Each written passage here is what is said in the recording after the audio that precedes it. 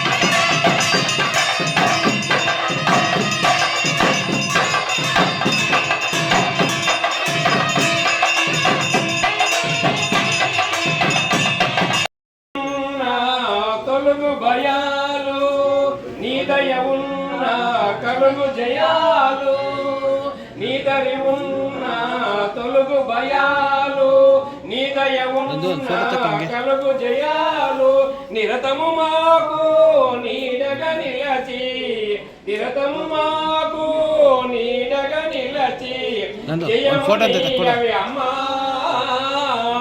జయమునియవే అమ్మా భవానీ జననీ.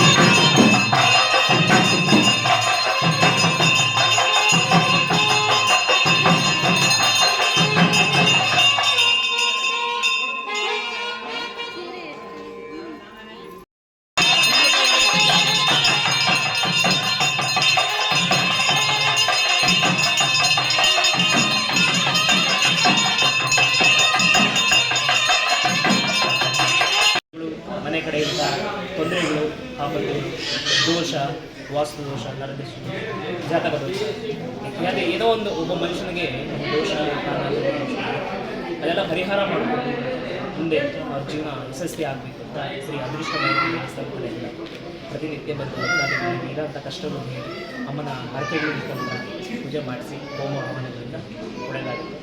ಎಲ್ಲರೂ ಬರಬೇಕು ಅಂತ ಹೇಳಿ ಶ್ರೀ ಅದೃಷ್ಟ ಭೈರವಿ ದೇವಸ್ಥಾನ ಇವತ್ತು ಪ್ರತಿಷ್ಠಾಪನೆ ಆಗಿದೆ.